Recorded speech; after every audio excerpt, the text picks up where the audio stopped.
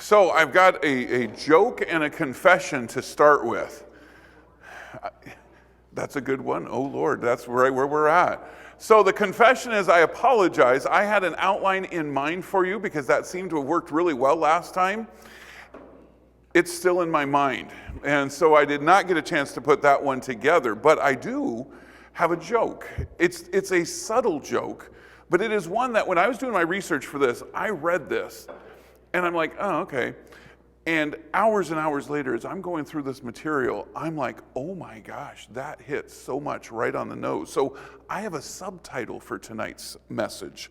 So it's week 3, right? We're going from Calvin to the CRC.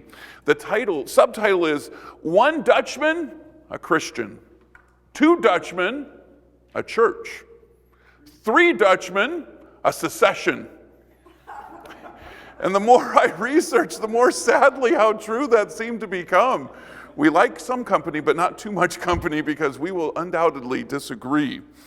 So as we kind of look back, in our last sessions, we have been looking at the history of Protestantism. Remember in week 1, we went back and we examined who Martin Luther was, how he helped to bring about the world-changing Protestant Reformation.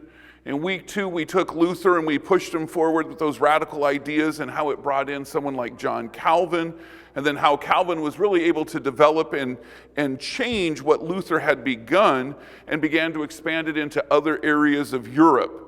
So today, which will be my final piece of the foundations piece, we're going to look at how did Calvin's development of Luther's ideas lead to the formation of, in essence, the building that we're standing in today, the Christian Reformed Church. Now, it starts with a church called the Dutch Reformed Church, which was started back in 1571.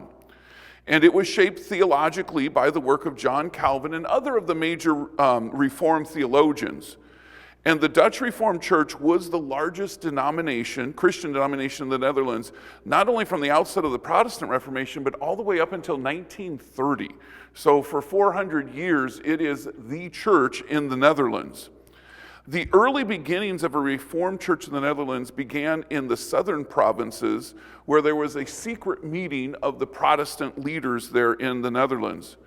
2 years later, which would have been around 1568, many of the Nederlanders fled to a German city of Wesel, and that's where they formed a synod, a meeting. And in that synod, the Belgic Confession and the Heidelberg Catechism were adopted, and the office of pastor, elder, teacher, and deacon were established.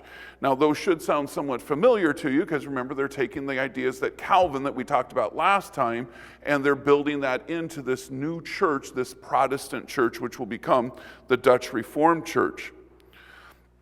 In 1578, for those of you with your slow math skills, that's about 40 years later, in 40 years later after that, in 1618, what we'll see is they're going to get together again in a town called Dordrecht, which will become the Synods of Dort, the first synod and the second synod, so 1578 and 1618. And in the second synod, they create a document called the Canons of Dort. And I don't recall, Matt, is that one of the ones you are going to be expounding on? I think it is on there. It's got a great name, so we should, because anything that comes from Dort, of course, is good. Thank you, Scott. So all of these documents start to become this foundation for this new church. And the Canons of Dort, the Belgic Confession, the Heidelberg Catechism become the 3 forms of unity. All the way here we are back in the 1600s. Still to this day, our church refers to those 3 documents as our 3 forms of unity. As the Dutch nation began to explore and began to move about the world, what happened was, as they set up colonies, so did the Dutch Reformed Church. And so the Dutch Reformed Church began to go to places like South Africa, Indonesia, Sri Lanka, Brazil. And in 1628, with the establishment of this little post called New Amsterdam, the Dutch came to what will become the United States. Now, loyalty to the Dutch Reformed Church was a very common characteristic in any of those locations. The Dutch immigrant communities, because, of course, of the power of the Dutch Reformed Church back home, bring that tradition to all of these different colonies around the world. Now, we're still to the Dutch. Oh, yeah. Those colonies, were they colonies made primarily of Dutch people that migrated there, or is it like missionary outposts that went to establish a church in indigenous people? I don't know that I could say any ratio for sure, but I'm very confident that the vast majority are of the former, which is the economic idea, and then usually the church came along with, and then the church would begin to work from there. I didn't do enough research to begin to say how many were started as missionary outposts and then began to grow, but the vast majority would have started on that economic side first. So let's start talking about the roots of what we know as the Christian Reformed Church. And those roots came from a theological dispute back in the Netherlands. There was a pastor named Hendrik de Kock who was attacked because he had these Calvinist ideas that he was believing, these convictions. And it led eventually, as his followers of his congregation and others came along, to the secession of 1834 and 1835. And as the churches in the Netherlands began to separate between these, several churches organized in the northern Netherlands, predominantly in the province, if you're familiar with your Dutch provinces, of Groningen, and those will eventually have a number of Dutch families that immigrated to America. I don't know if how many of you follow your Dutch roots. I know for our family, on the Verhoeven side and on the Zimmer side, my mom and my dad's families both came from Groningen, and so as I'm doing my research, it kind of makes sense that the Christian Reformed Church would have an impact in our family's histories, lives as well. Another Reformed leader was a guy named Reverend Albertus Christian van Raalte, and he was known as a leader amongst these, and these people become known as the separatists, and we'll use that term for a while here. And while he was preaching in Overijssel, the local mayor and the police chief arrived in the church that he was preaching in, right in the middle of the service, and the mayor yelled at Van Raalte, "Van Raalte!" He would do it in Dutch, I'm not going to translate for you. "Van Raalte, in the name of the king, I order you to dismiss this assembly." And Van Raalte, he's only 26 years old. He's only in his very first year of being a pastor. He has the conviction to reply, "Mr. Mayor, I stand here in the name of the King of Kings to preach the gospel, and I may not stop." And so Van Raalte becomes this leader of the separatists, and in dealing with the separatists, he begins to see a conviction that God's laying on his heart. Many of the separatists are wanting to leave. Remember, again, the power of the Dutch Reformed Church is strong. These are the separatists from the Dutch Reformed Church, and the feeling is that in Holland they no longer have a home. And so as people are beginning to say, we want to move to the I guess they wouldn't call it the New World anymore, simply America, then they needed a spiritual leader. And Van Raalte very much believed God had put that conviction on his heart that he should go with the separatists and begin to help them to build their new colony. Now, the purpose of Van Raalte coming to America with his people is pretty clear and pretty precise. He envisioned a Christian community. He believed it should be populated by Christians. He believed that a Christian church should be dominated by his followers, the seceders, and that a Christian government in which his people played the dominant role. And so in essence, what he wanted was he wanted to create what we talked about 2 weeks ago, what Calvin had established in Geneva, Switzerland. That was his belief of why God was convicting him to take these separatists and come here to America. A separatist village governed by separatist, Calvinist, Christian principles in every aspect of its existence. And so he did. In September of 1846, he, his wife, their 5 young children, a servant, and 53 separatists boarded a ship called the Southerner in Rotterdam, and they headed to New York City. And they arrived there approximately 2 months later in November. Again, this is the year 1846. Now, originally the plan was he was going to travel from New York City to a spot known as Alto Township in Wisconsin. There had been a Dutch settlement there. Many of the separatists had set up shop there, and the thought was we'll simply join with them. In the research I found, there was some hints, and I just didn't have the time to develop this more, but apparently he began to read about, and there was a big push by folks in Michigan to talk about the wonderful land that was available there, and he began to become convinced that maybe instead they should stop in Michigan. And so in February of 1847, they arrived in an area near Allegan. For those of you familiar with Western Michigan, it was near Allegan County and Ottawa County, where those two counties meet today. It was called the Colony on Black Lake, which today is Lake Makatawa. For those of you who want to go traveling around Western Michigan, you can go take a look. And it was a wilderness. And it was a wilderness that he wanted to transform, following the Bible's teaching in Matthew 5, verse 14, to transform it into a city set on a hill, to be a shining example of what Christian virtue, Calvinist virtue, separatist virtue could be.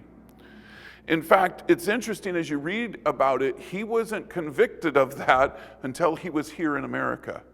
When he got here to America, as they traveled from New York eventually to stop in Michigan instead of Wisconsin, they came across a number of Dutch settlements in upstate New York as well as in New Jersey.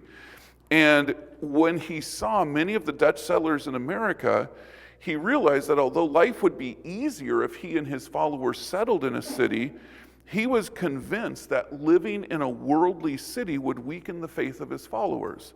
And so he decided that his colony would be much better off if they were in an isolated area where his followers, with their good Dutch work ethic, could dominate what life was going to be.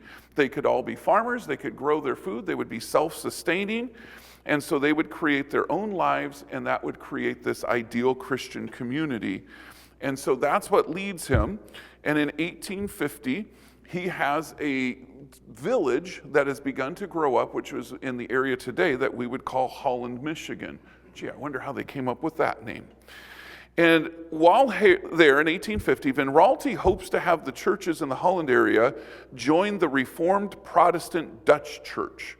The Reformed Protestant Dutch Church was here in America, and in about 1867, so we got to just jump ahead another almost 20 years, with what we call here the Reformed Protestant Dutch Church is going to become the Reformed Church of America, which we still have in existence here today. And so his thinking is, all right, we can work with those folks. They're good enough Protestants. They follow enough of our Calvinist ideas. We'll be stronger if we unite together. Van Raalte was convinced that the separatists that he led should unite with what would become the RCA and become one denomination that upheld the same confessional and doctrinal positions. However, within 7 years, 4 congregations broke away from this, broke away to form what they called the True Reformed Church. And these 4 churches had about 130 families. Most of them were all in the Holland area, although one was called the Second Reformed Church in Grand Rapids, which became, for those of you who've been to Grand Rapids, the first CRC in Grand Rapids. And then there were 2 others that were still in the Holland area. And they became the beginning of what is today our denomination, the Christian Reformed Church. So he's trying to unite. 4 of the churches say, we don't want any part of that. We're stepping away.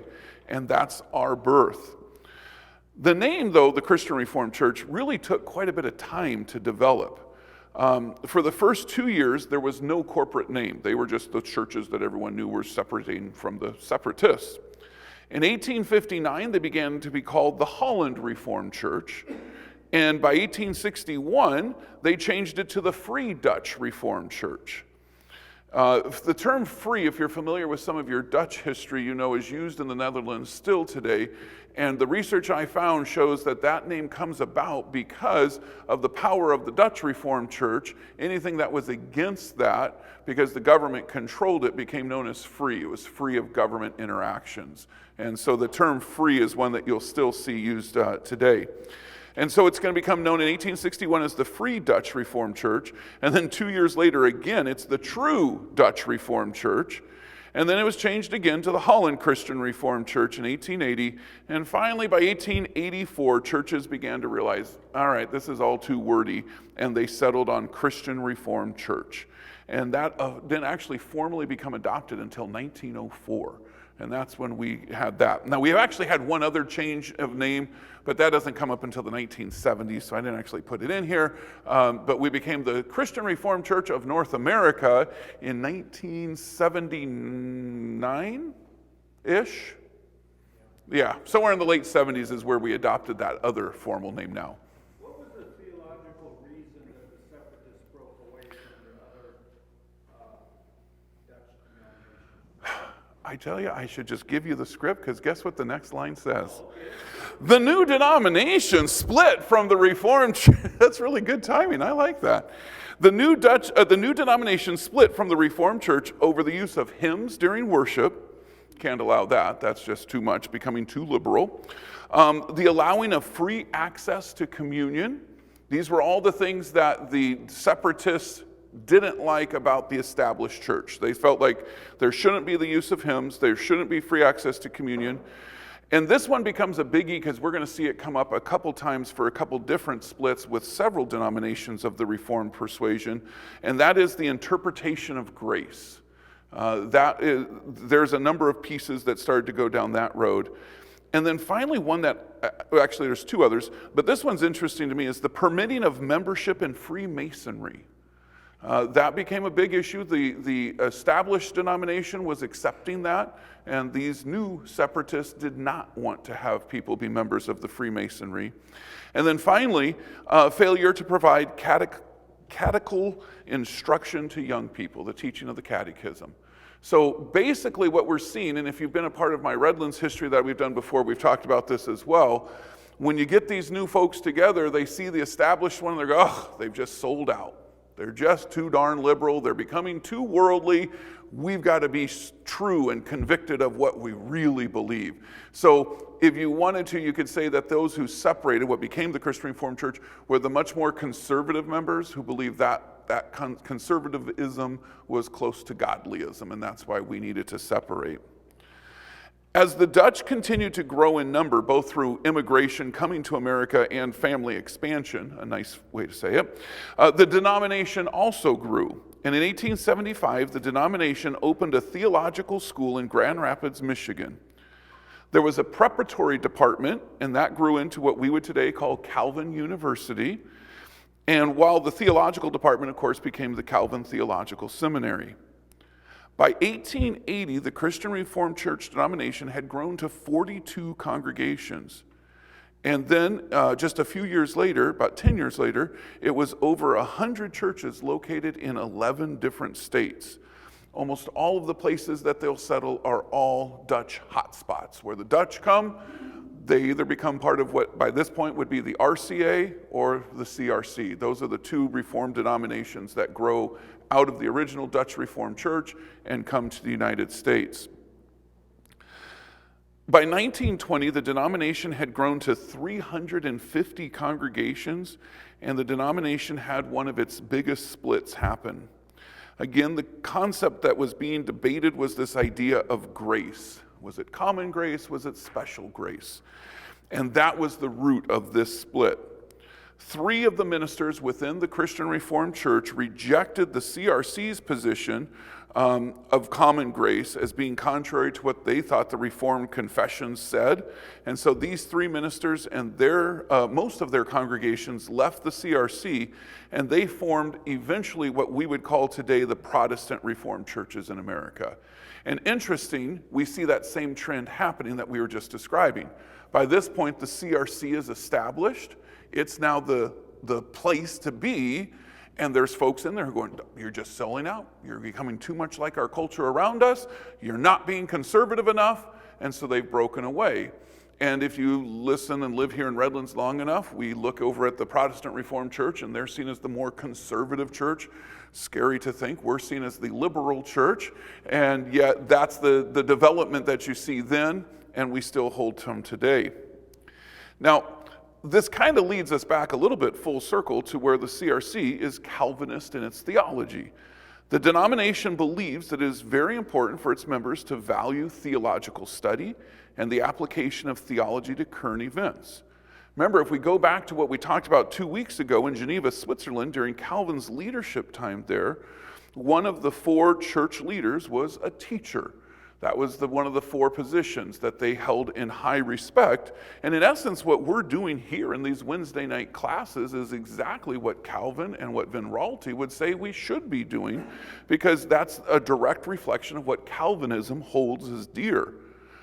The Christian Reformed Church is a denomination, and Calvinism is often summarized with an idea called tulip. And I'm curious how many have heard, I'm guessing a few, but I'm sure all, how many have heard of the idea of tulip as part of our denomination's ideas? A few have, most have, not all. So let's go through this one real quickly. And I do want to make sure I give a little background, because as I did my research on tulip, which I thought I was pretty well on, but I wanted to make sure we got this good, I came across this one article that I thought did a nice job in talking about it. And I came across this quote, and so I'm quoting to you at this point. It would be a serious mistake to understand the essence of Reformed theology simply in light of these 5 doctrines. Tulip, 5 letters, 5 doctrines. The Reformed faith, the quote continues, involves many other elements of theological and ecclesiastical confession. So when we sometimes use tulip, we really are, and we talked about this actually several weeks ago, Matt and I, that you're oversimplifying it, but it also is something that gives you an idea of what is the root of our Calvinist faith as well. So if you're not familiar, let's walk through real quickly what tulip is. The T in tulip stands for total depravity, the idea that we are sinners, and we sin because we are sinners, and that means that we are in need of grace. The next piece will be, I can't tell you how uncomfortable it is to go through these 5 with certain people sitting in the room, like the elder and the pastor. If I misspeak on one of these, I feel like purgatory and Luther are coming back, and I'm going to need to pay my penance so I can get liberated. So if y'all will remember me in purgatory, let me go. Screw it up, I'll straighten it out. There we go. I got the elder faith. When he screws up, I'll straighten it out. Perfect. We put the lay person first, then the elder, then the pastor. How smart of us to do all this. The next of it, so T stands for total depravity. Again, the idea that we are sinners and we need grace. U is for unconditional election, which actually, if you go through, as I was doing my research, found there's a bit of controversy over the idea of election. But it's the idea that God has chosen his people, that they have been elected or chosen for that salvation. Limited atonement is probably one of the most controversial. If you have been chosen by God to receive that faith, but you don't receive that faith, are you still saved or not saved, has become a big theological debate for some. But the idea is that God is all-knowing, and God knows who will be saved, and thus that is who the salvation is for. The I is my favorite one personally. It's irresistible grace. It doesn't matter how bad or dumb we are, how much we run away, God's grace is for us. And when God sheds his grace on us, it is something we cannot say no to. Thank goodness. And then finally, the idea of P is the perseverance of the saints. That once you are in God's arms, you will always be in God's arms. Tulip. So Reformed theology, founded on Calvinism, has, however, a more recent theologian who's built on it and has a huge impact in the Dutch and in the Christian Reformed Church. And that was a gentleman named Abraham Kuiper. Kuiper was born in 1837, right about the time of the great split in the Dutch Reformed Church, and died in 1920. And Kuiper was not only a theologian, he was also a statesman. He was the prime minister of the Netherlands for 4 years. Kuiper promoted a belief in social responsibility, very similar to the Calvinist ideas.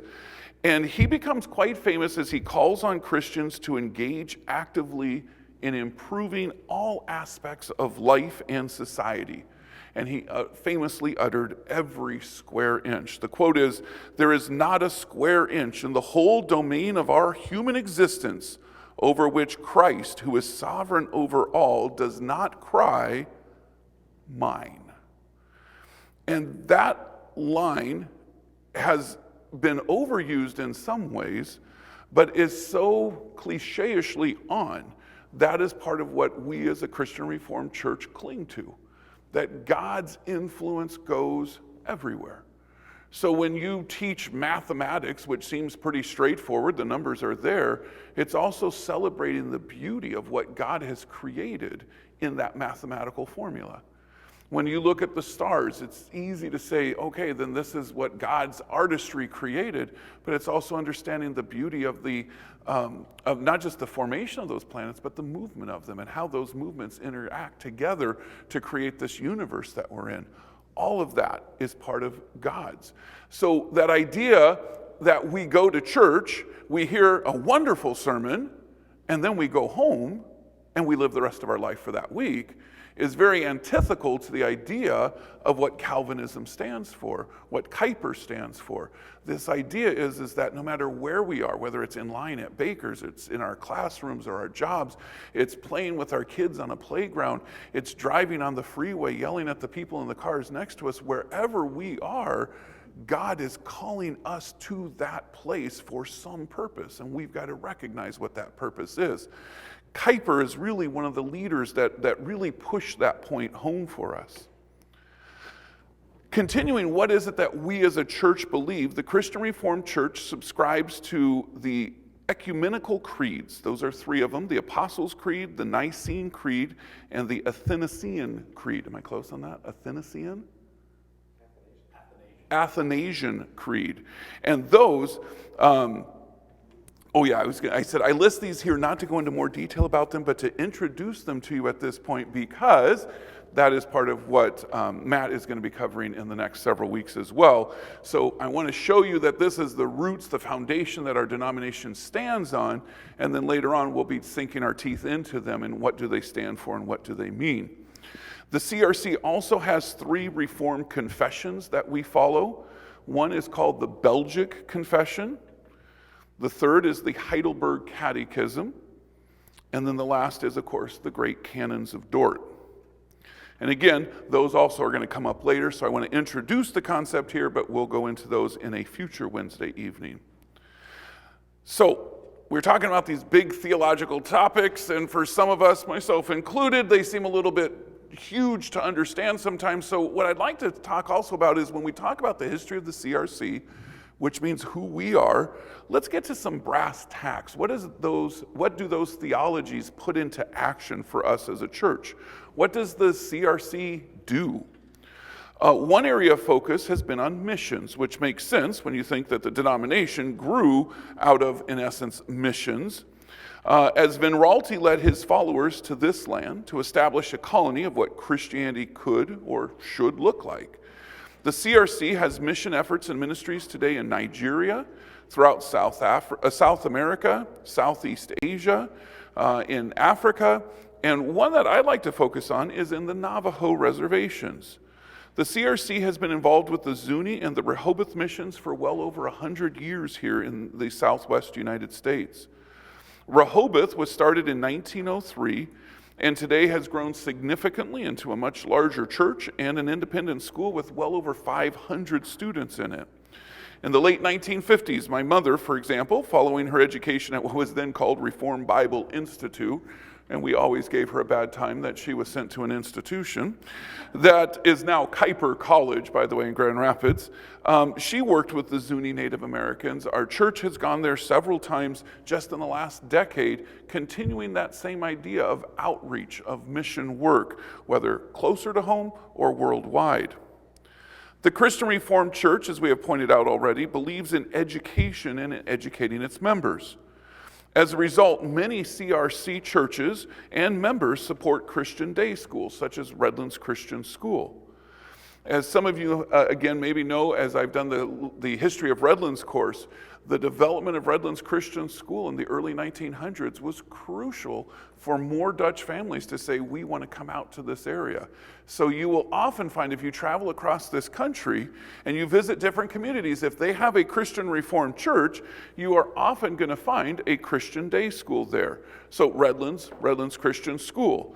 If you happen to ever be in Oskaloosa, Iowa, you'll find that there are several Christian Reformed churches and Oskaloosa Christian School. If you go to Holland, Michigan, there's more CRC churches than you can almost count, and Holland Christian School. If you go to Denver, Colorado, you can go to 3, I think, different Denver Christian Reformed churches.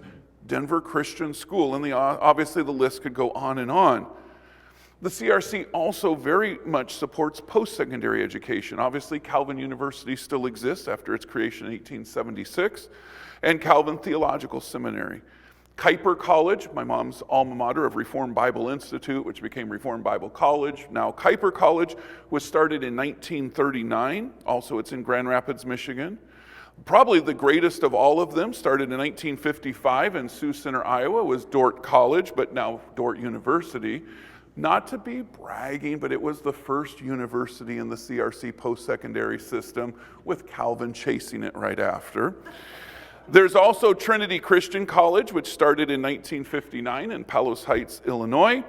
And since we are now the Christian Reformed Church of North America, we have two post-secondary schools up in Canada, the King's University in Edmonton, Alberta, and Redeemer University in Ancaster, Ontario. And those were both formed in the late 70s, early 80s. Although I remember not long ago having someone ask me where I went to church, and once I told them, they replied, "Oh, you go to that Dutch church." We really have come a long way as a denomination.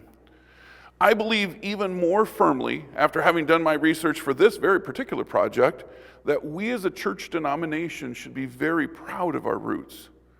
When we go back to Martin Luther, who didn't simply accept what was being taught to him, he challenged that. He prayed about it, he read and he researched, and he helped to encourage us even today to be more independent thinkers. He challenged us to own our faith through our investment in it. Not to see it as a possession to be just passed down from generation to generation, but an understanding and an appreciation of who God is and what His Word says to us and for us. And as we learn more about men like John Calvin and how he built on what Luther started and pushed us as believers to live out the life that God has called us to, that we are simply not to just go to church on Sundays and then live the other 6 days as if there's no connection, that our homes, our schools, our communities are all to be somewhere where God's ideals are reflected and visible.